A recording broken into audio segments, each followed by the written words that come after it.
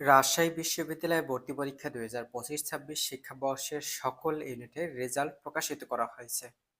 তবে subject choice কবে থেকে শুরু হবে এবং ওয়েটিং লিস্ট কবে প্রকাশিত করা হবে সেই সংক্রান্ত বিস্তারিত অ্যানালাইসিস করা হবে আজকের প্রতিবেদনে। এবং কোন ইউনিট থেকে কত মেরিটের সাবজেক্ট আসতে পারে সেটাও তোমাদের কাছে আজকে বিশ্লেষণ করব। তবে তোমাদের সাবজেক্ট চয়েসের ক্ষেত্রে প্রাথমিকভাবে বলি তোমাদের এ ইউনিটে যেমন রয়েছে মিউজিক, থিয়েটার এবং ল এবং ইংলিশ এগুলোর লিখিত পরীক্ষা, ব্যবহারিক পরীক্ষা এবং সি ইউনিটের যে তোমাদের স্পোর্টস এবং ফিজিক্যাল যে ব্যবহারিক পরীক্ষা রয়েছে সেটি কিন্তু এখনো কিন্তু হয়নি। সেগুলো ভর্তি পরীক্ষা সম্পূর্ণ হওয়ার পরে তারপরে কিন্তু তোমাদের সাবজেক্ট চয়েস দেওয়া হবে, কারণ তাদের ভর্তি কার্যক্রম বা ভর্তি পরীক্ষার কার্যক্রম সম্পূর্ণ হবে তারপরে তোমাদের সাবজেক্ট চয়েস এবং তোমাদের সাবজেক্ট চয়েসের পরে তোমাদের ওয়েটিং লিস্ট প্রকাশিত করা হবে। তবে তোমাদের এখানে যদি বলি, দেখো এ ইউনিটের চারুকলা অনুষদের ভর্তি পরীক্ষা অনুষ্ঠিত হবে, যেখানে ব্যবহারিক পরীক্ষা অনুষ্ঠিত হবে আগামী 7ই ফেব্রুয়ারি বিকাল 3টা থেকে 4টা পর্যন্ত। এবং এখানে রয়েছে সঙ্গীত বিভাগ এবং নাট্যকলা বিভাগ, যাদের পরীক্ষা অনুষ্ঠিত হবে আগামী 1 তারিখে, 2 তারিখে, 3 তারিখে। এবং নিচে আসা পরে দেখবে তোমাদের যারা ল নিয়ে বা ল পরীক্ষায়, লিখিত পরীক্ষা বা অথবা ইংরেজি আহ, লিখিত পরীক্ষায় যারা অংশগ্রহণ করবে তাদের ভর্তি পরীক্ষা অনুষ্ঠিত হবে লিখিত পরীক্ষা আগামী 7ই ফেব্রুয়ারি সকাল 11টা থেকে 12টা পর্যন্ত। এবং যে আইন এবং ভূমি প্রশাসন যারা রয়েছে তাদেরও ভর্তি পরীক্ষা একই দিনে হবে, 7ই ফেব্রুয়ারি 11টা থেকে 12টা পর্যন্ত। তবে এই সকল শিক্ষার্থীদের যারা ইংরেজি এবং আইন এবং ভূমি প্রশাসন ভর্তি পরীক্ষা অংশগ্রহণ করবে তাদের প্রশ্নপত্র অভিন্ন থাকবে এবং একই সময় ভর্তি পরীক্ষা অনুষ্ঠিত হবে।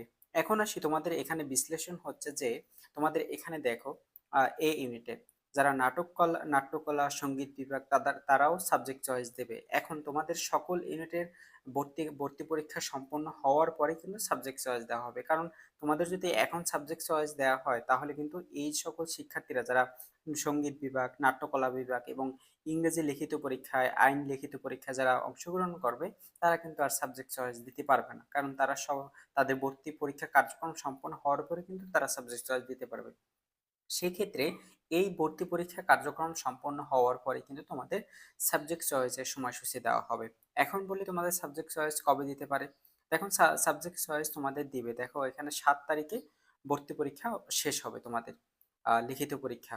আহ, আইন এবং 3 তারিখে শেষ হবে হচ্ছে যে সঙ্গীত বিভাগ বা ব্যবহারিক পরীক্ষা। তো এই 7 তারিখের পরে তোমাদের 8 তারিখে অথবা 9 তারিখে নোটিশ দেওয়া হতে পারে যে তোমরা সাবজেক্ট চয়েস দিতে হবে এবং বিশেষ তথ্য কিন্তু তোমাদের বিজ্ঞপ্তি আকারে প্রকাশিত করা হবে।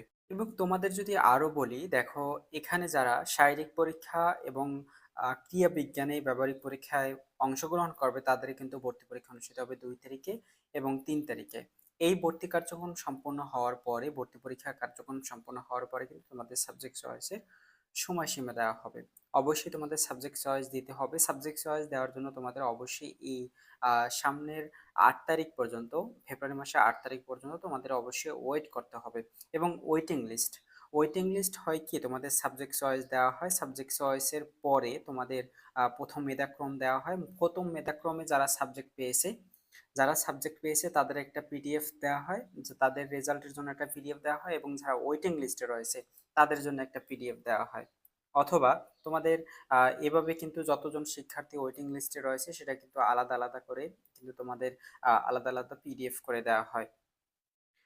কোন ইউনিট থেকে কত মেরিট পর্যন্ত সাবজেক্ট আসতে পারে, যেমন এ, বি, সি, শাখা ভিত্তিক, বিজ্ঞান শাখা, মানবিক শাখা, বাণিজ্য শাখা, কত মেরিট পর্যন্ত সাবজেক্ট আসতে পারে সেই সংক্রান্ত বিস্তারিত অ্যানালাইসিস করা হয়েছে, যা তোমাদের ডিসক্রিপশনে লিঙ্ক দেওয়া থাকবে। সেখান থেকে তোমরা কিন্তু দেখতে পারবে যে তোমার মেরিট ওয়াইজ তুমি কোন সাবজেক্ট পেতে পারো, সেই অনুযায়ী কিন্তু বিশ্লেষণ করে তোমাদের এই আপডেট এর আগে দেওয়া হয়েছে, সেটা কিন্তু তোমরা ডিসক্রিপশনে দেখতে পারবে।